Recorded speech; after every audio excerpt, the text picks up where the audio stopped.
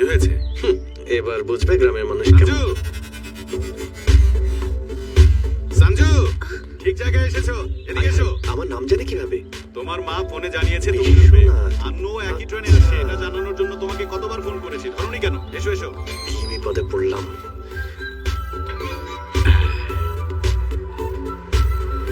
এসো, ভেতরে এসো। তুই এতবার কলিং বেল বাজিয়েছিস কেন রে মা? বাবা উনি। ওই যে জানকপুরে আমার বন্ধু গায়ত্রী থাকে বলেছিলাম না, হ্যাঁ। এ তারই ছেলে সঞ্জু।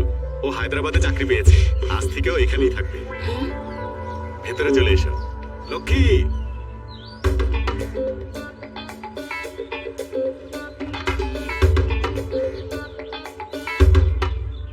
লক্ষ্মী, দেখে যাও, গায়ত্রীর ছেলে এসেছে। ভালো আছেন? কি বাবা, তুমি হনুমানজির ভক্ত নাকি? না তো, কেন আন্টি? ব্যাগটাকে পর্বতের মতো উঠিয়ে দাঁড়িয়ে আছো, তাই জিজ্ঞেস করলাম। মানে তুমি আমাদের বাসার নতুন গোস্ট। ঘোস্ট? মা ঘোস্ট না, গেস্ট। মা উল্টোপাল্টা ইংরেজি বলে। ও আচ্ছা, গেস্ট। ঘোস্ট মানে হচ্ছে ভূত। কি সব যে বলো, আমি তো ঠিকই বলেছি, তোরাই ভুল শুনিস।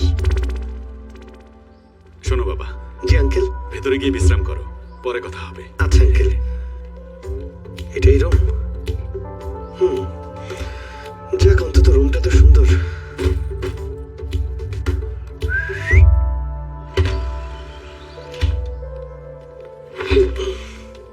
এই সঞ্জু, এদিকে এসো। বলেছিলাম না, এই সে। এ হলো নিমস হসপিটালের ডাক্তার, বুঝেছো? জেনারেল সার্জন ডাক্তার সেহেলি, আমার বড় মেয়ে। হাই। আচ্ছা, শুনলাম যে রাতে ট্রেনে অনেক মশা ছিল। আমি বুঝেছি তোমরা দুজন একটুও ঘুমাতে পারোনি।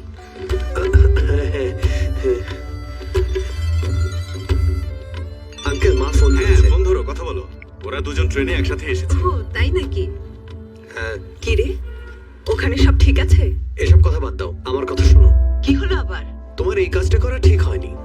কেন শোনা? তা নয়তো কি, বন্ধুর পাশে বলে লেডিস হোস্টেলে পাঠিয়েছো। এক ছাদের নিচে 3টা মেয়ে, তবে ম্যাক্সি পরে ঘুরতে থাকে। 3 জন কোথায়? 2 জনই তো। না, একটা মা 2টা মেয়ে, তাহলে 3 না? ও আচ্ছা, ওদের বড় মেয়েটা আসলে ওর আপন মেয়ে না, বন্ধুর মেয়ে, হোস্টেলে থাকে। হয়তো দেখা করতে এসেছে। ওর কথা তোকে বলা হয়নি।